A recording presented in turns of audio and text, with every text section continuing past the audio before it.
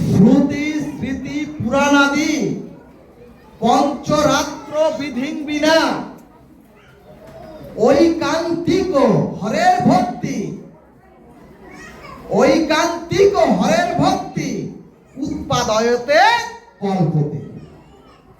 কি বললেন সুধীজন? অর্থাৎ শ্রুতি স্মৃতি পুরাণ ভক্তির মহাজন ব্যতীত আমরা আমাদের ইচ্ছা মতো যদি সাধন ভজন করি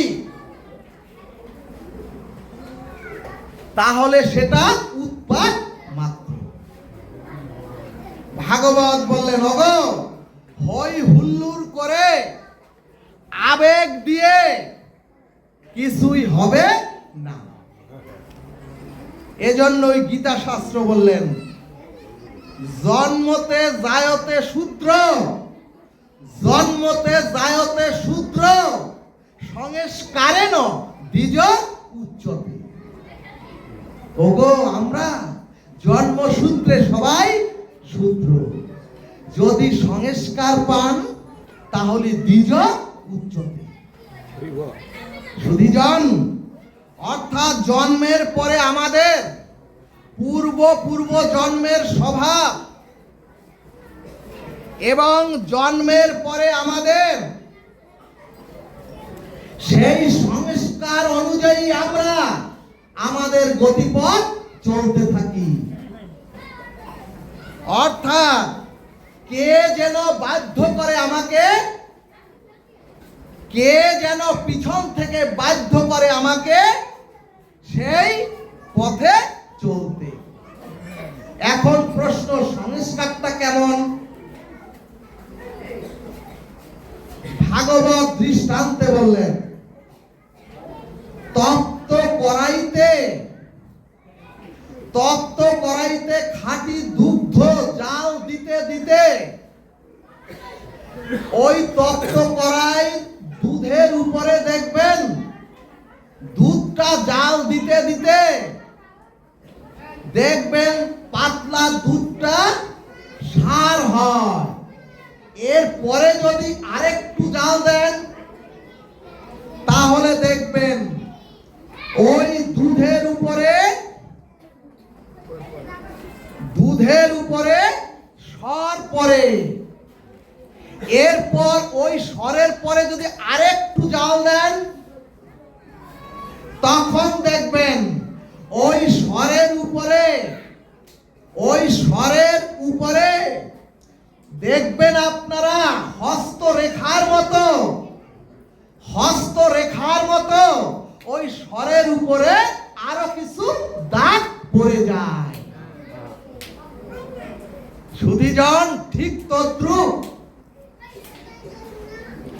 আমাদের জন্মান্তরের কর্মের দ্বারা আমাদের জীবনেও কিছু দাগ পড়ে যায়।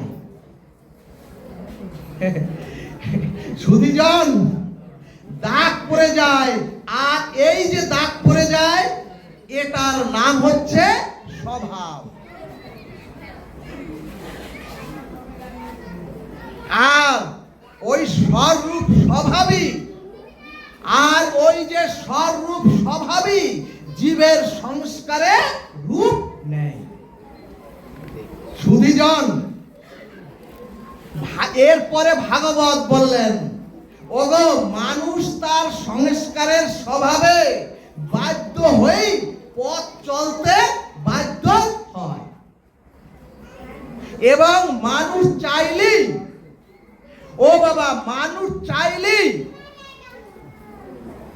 সে পারে না, মানুষ ইচ্ছা করলেই সে পারে না তার আত্মকল্যাণের পথে চলতে এবং নিজের মুক্তির জন্য। সুধীজন, এবং মানুষ ইচ্ছা করলেই পারে না তার মুক্তির জন্য ঐকান্তিক ভক্তির পথে চলতে পারে না। সুধীজন, এমন কি চলতে চাইলেও, এমন কি আপনি যদি ইচ্ছা করেন আমি এই পথে চলবো, কালকের থেকে এই কয়দিন নিরামিষ আহার করব, কিন্তু আপনি নিজে চলতে চাইলেও সংস্কার, ওই যে পূর্ব জন্মের যে সংস্কার, সেই সংস্কার আপনাকে পিছন থেকে টেনে নিয়ে যায় পতনের দিকে। এরপরে চৈতন্য ভাগবত সংস্কারের দৃষ্টান্তে বললেন, এখনই যদি একটি মানব শিশু, এখনই জন্ম নিয়ে যদি একটি মানব শিশু আপনি আমি জলের মধ্যে ছেড়ে দেই,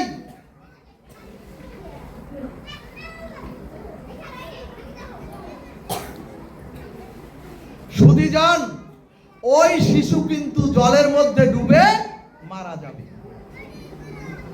সুধীজন এজন্যই চৈতন্য ভাগবত সংস্কারের দৃষ্টান্তে বললেন, একটি মাতৃ শিশু জন্মের সাথে সাথে, একটি মানব শিশু তার জন্মের সাথে সাথে গর্ভ থেকে ভূমিষ্ঠ হলে ওই শিশুর তো এ জগতের কোনো বিদ্যা শিক্ষা নাই, ওই শিশুটির এ জগতের কোনো সংস্কার নাই, এবং ওই শিশুকে আমার মা কানে কানে বলারও কোনো সাধ্য নাই। কিন্তু সুধীজন সদ্যজাত ভূমিষ্ঠ শিশুটি মায়ের স্তন দুগ্ধ টেনে টেনে যে খেতে হয়, ওই শিশুকে কে শিখালো? অর্থাৎ সদ্যজাত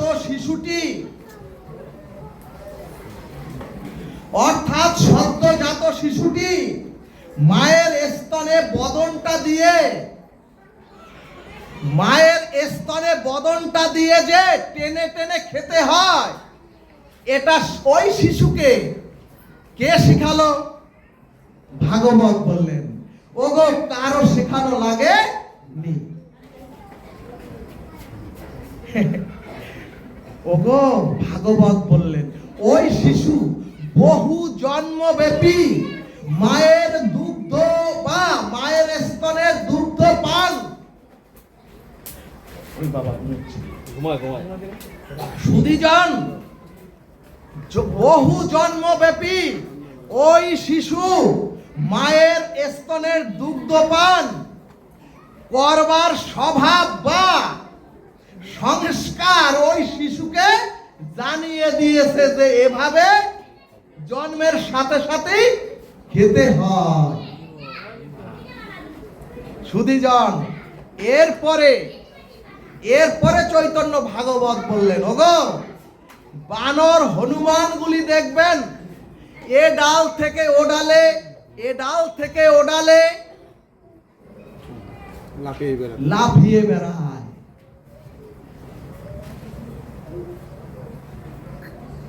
সুধীজন ভাগবত বললেন, ওগো ওই বানর এটা পারে, তার কারণ বহুদিন থেকে ওই বানর শাখা থেকে শাখাতে লাফানোর অভ্যাস আছে বিধায় বানর ওভাবে লাফাতে পারে, কিন্তু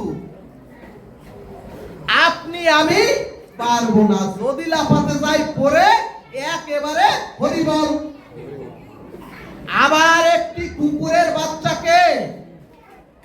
একটি সদ্যজাত কুকুরের বাচ্চাকে আপনি যদি এখনই ডোবার মধ্যে ছেড়ে দেন, ও দেখবেন নিমিষই সাঁতরিয়ে উপরে উঠে যায়।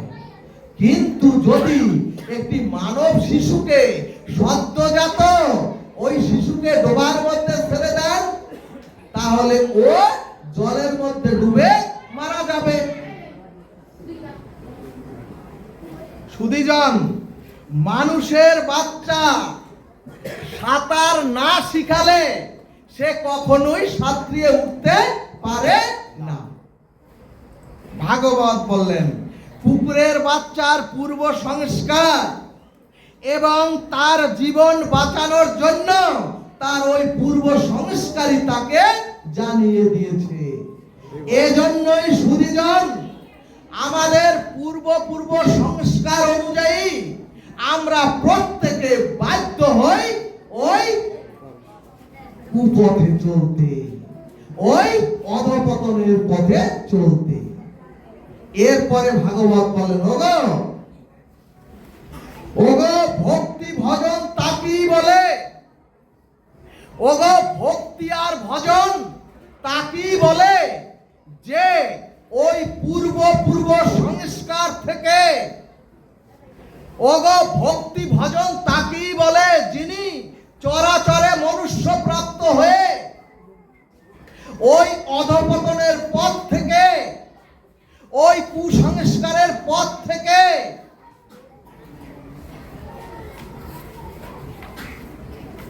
যখনই সাধু গুরু আর মহতের কৃপায় ওই সংস্কারের বিরুদ্ধে যুদ্ধ ঘোষণা করে জীবের যে নিম্নগামী প্রবৃত্তিগামী স্বভাব,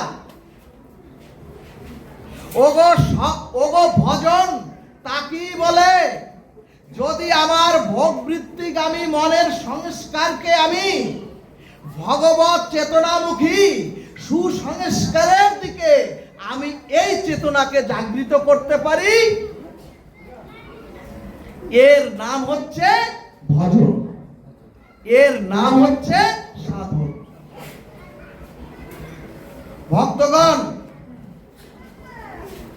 ভক্তগণ ভাগবত বলছে আমি তো বাধ্য হই অনন্ত জন্মের সংস্কারের দ্বারা নিচে নামবো, বা নিচে নামার স্বভাব আমার ওই জন্ম সংস্কারের সাথে যুক্ত আছে। কিন্তু যেদিন জীব ওই সহজাত স্বভাবের সংস্কারের বিরুদ্ধে, যেদিন মাগো আপনি আমি যুদ্ধ ঘোষণা করে প্রবৃত্তিময় ধ্বংসময় সংস্কার থেকে যখন আমি আত্মকল্যাণ আর নিজের উদ্ধারের চেষ্টায় ওই সংস্কারের বিপরীতগামী হতে পারবো, এরই নাম হচ্ছে সাধন, এরই নাম হচ্ছে ভজন। জয় নিতাই গৌর হরি বল। খুব গরম লাগছে।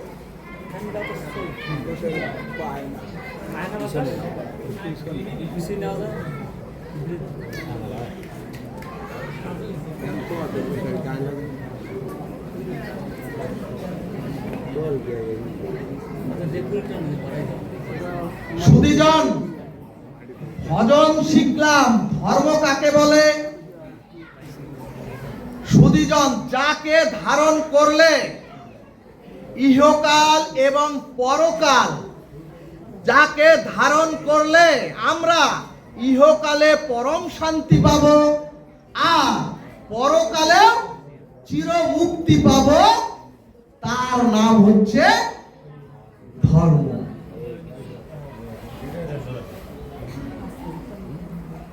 এজন্যই কৃষ্ণ দ্বৈপায়ন বেদব্যাস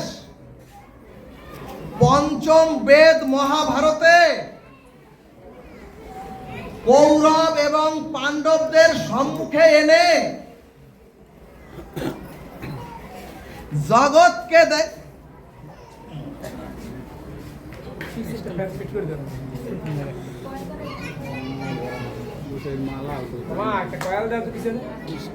সুধীজন কৃষ্ণ দ্বৈপায়ন বেদব্যাস কৌরব আর পাণ্ডবদের সম্মুখে এনে জগৎকে দেখালেন যিনি ধর্মকে ধারণ করেন, যিনি ধর্মকে রক্ষা করেন, ধর্ম তাকে রক্ষা করেন। আপনারা দেখেছেন অত্যন্ত সংকটাপন্ন অবস্থায়, অত্যন্ত সংকটাপন্ন পরিস্থিতিতেও পাণ্ডবদের বিনাশ করা যায় নি ওই কুরুক্ষেত্রের যুদ্ধে। সুধীজন, এর একটাই কারণ পাণ্ডবরা ধর্মকে আশ্রয় করেছিলেন। সুধীজন, স্বয়ং অখণ্ড পরতত্ত্ব ভগবান শ্রীকৃষ্ণ পঞ্চ পাণ্ডবদের সাথে ছায়ার মতো ছিলেন।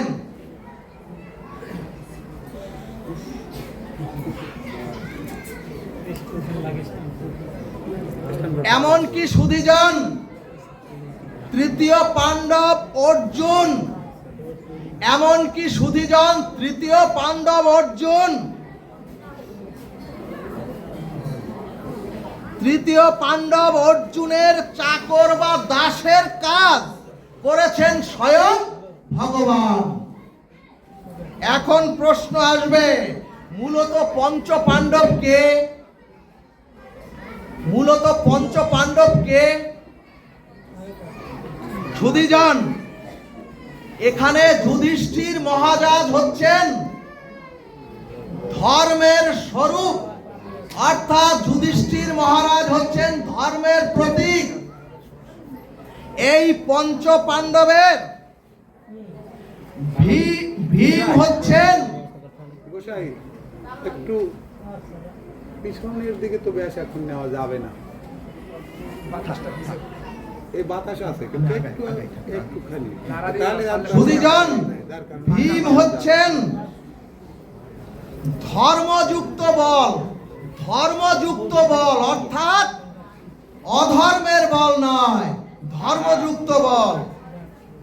এক কথায় ধর্ম, ন্যায়, সত্য, আদর্শের বলের প্রতীক হচ্ছে ভীম। এরপরে অর্জুন হচ্ছেন জীবাত্মার প্রতীক। এরপরে নকুল হচ্ছেন আমাদের বুদ্ধির প্রতীক, আর সহদেব হচ্ছেন সুন্দরের প্রতীক। সহদেব হচ্ছেন সুন্দরের প্রতীক। ভাগবত সিদ্ধান্তে বললেন, ওগো আপনার মধ্যে যদি, ওগো আপনার সাথে যদি ধর্ম থাকে, ওগো মনুষ্য প্রাপ্ত হয়ে যদি আপনার মধ্যে ধর্মযুক্ত বল থাকে, ওগো আপনি যদি মনুষ্য প্রাপ্ত হয়ে আপনার সাথে ধর্মযুক্ত বুদ্ধি থাকে, এরপরে আপনার মধ্যে যদি ধর্মীয় শুদ্ধতার সদাচার থাকে। সুন্দর কাকে বলে? শুদ্ধ সদাচার থাকে। সুধীজন, আমরা কি শুনেছি পঞ্চ পাণ্ডব কারা? যদি আপনার মধ্যে ধর্ম থাকে, যদি আপনার মধ্যে ধর্মযুক্ত বল থাকে, যদি আপনার মধ্যে ধর্ম বুদ্ধি থাকে, আর যদি আপনার ভিতরে ধর্মীয় শুদ্ধতা আচরণ থাকে, তাহলে সেই জীব সত্তার ভার স্বয়ং ভগবান নিজে গ্রহণ করেন। বলো না রাধে রাধে। এরপরে মহাভারত সিদ্ধান্তে বললেন, ওগো ওই যে পঞ্চ পাণ্ডব ধর্ম, বুদ্ধি, বল, সুন্দর আর সদাচার যদি থাকে, আর যদি ওই সদাচারের সাথে, ওগো ভালোভাবে শোনো তোমরা, পঞ্চ পাণ্ডবদের সাথে আর একটি শক্তি ছিল, অর্থাৎ ওই পঞ্চ পাণ্ডবদের সাথে ছিল শক্তিযুক্ত। ওই যদি আরেকটি শক্তিযুক্ত না হতো, ওই পঞ্চ পাণ্ডবদের সাথে, তাহলে ওই ধর্মযুদ্ধে, ওই কুরুক্ষেত্রের যুদ্ধে, ওই সংসার যুদ্ধে কেউ জয়ী হতে পারে না। তাহলে ওই পঞ্চ পাণ্ডবের সাথে আরেকটি যুক্ত ছিল, সেই শক্তিটাই ছিল পাঞ্চালী দ্রৌপদী। আমরা তো জানি পাঞ্চালী দ্রৌপদী পঞ্চস্বামী। আমাদের সন্তানরা শাস্ত্র জানে না বিধায় আজকে বিচ্যুত হচ্ছে। আজকে সনাতনের উপরে আঙ্গুল তুলে কথা বলছে আমার সনাতনী সন্তানরা। সুধীজন, আমরা তো জানি দ্রৌপদীর পঞ্চস্বামী। তাহলে দ্রৌপদীর পঞ্চস্বামীকে সুধীজন, শাস্ত্রের দ্রৌপদী হলো দয়ার প্রতীক, অর্থাৎ দ্রৌপদী হলো করুণার প্রতীক। সুধীজন, ও মাগো, আমাদের এই দেহের মধ্যে যদি, এই দেহের মধ্যে প্রত্যেকের মধ্যে, আমাদের দেহে কৌরব আছে আর আমাদের দেহে পাণ্ডব আছে, তাহলে দ্রৌপদী হলেন করুণা আর দয়ার প্রতীক, করুণা বা দয়ার প্রতীক। এখানে ভাগবত বললেন, ওগো যদি আপনার সাথে ধর্ম থাকে, ওগো আপনার মধ্যে যদি দ্রৌপদী রূপ দয়াযুক্ত করুণা না থাকে, আপনি সারাদিন হরিবল বলেন, সারাদিন মালা জপেন, সারাদিন আপনি যদি সাত্বিক আহার গ্রহণ করেন অথবা যদি প্রসাদ ভুজিও হন, আর যদি আপনার দেহে দয়া নামক ওই করুণা না থাকে, ওই ধর্মে কোনো কিছু হবে না। সুধীজন, এরপরে ধরুন আপনার মধ্যে শুদ্ধ সাত্বিক ধর্ম বল আছে, কিন্তু আপনার মধ্যে যদি দ্রৌপদী রূপ করুণা দয়া না থাকে, ওই বল বিফলে চলে যাবে। সুধীজন, তাহলে ওই বল যদি বলের সাথে দয়া যুক্ত না থাকে, ওই বল কখনোই আপনার দেহ মন্দিরে, এই চরাচরে সমাজে সত্য সুন্দরকে প্রতিষ্ঠা করতে পারবে না। অর্থাৎ দ্রৌপদী রূপ দয়া করুণা পঞ্চ পাণ্ডবদের সাথে যুক্ত ছিল বিধায়, দয়া করুণা পঞ্চ পাণ্ডবদের সাথে যুক্ত ছিল বিধায় ভগবান শ্রীকৃষ্ণ বারবার নিজে চিঠি চিরকুট নিয়ে ওদের কাছে গিয়েছেন, বারবার অর্জুন যাবো, যাও, বারবার কত দয়া কত করুণা। শেষে বলেছে, ওগো ওদেরকে দুইটা শুধু কেরাম দিয়ে দাও আর সব তোমরা ভোগ করো। কত দয়া করুণা ছিল। সুধীজন, দ্রৌপদী রূপ করুণা পঞ্চ পাণ্ডবদের সাথে ছিল বিধায় ধর্ম বল মেধা বুদ্ধি ওই কুরুক্ষেত্রের যুদ্ধে বিজয়ী হয়েছে। কুরুক্ষেত্রের যুদ্ধে জয় নিতাই গৌর। এই কারণেই ভাগবত বললেন, যদি জীবের দুঃখে,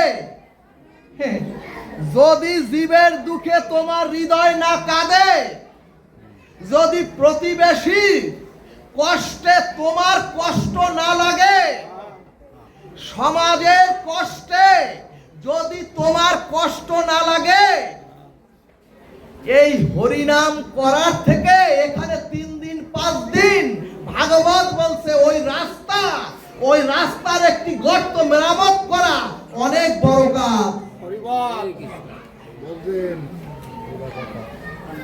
সুধীজন, অর্থাৎ পরের বিপদে যদি নিজের বিপদ না মনে করতে পারেন, মনুষ্য জন্ম পেয়ে,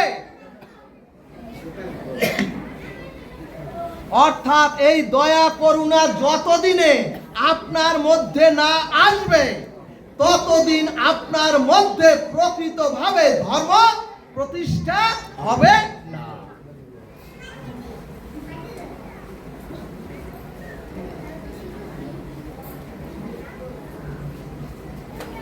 ও মাগো, পঞ্চ পাণ্ডবের স্ত্রী দ্রৌপদী এর প্রকৃত অর্থ হলো ধর্ম, বল, মেধা, বুদ্ধি আর সত্য সুন্দর, এই 5টি গুণ শক্তির সাথে দয়া করুণা যদি আপনার মধ্যেও যুক্ত হয়, তাহলে তারাই এ চরাচরে বিশ্বজয়ী হয়ে মহাপ্রস্থানের পথে চলে যায়।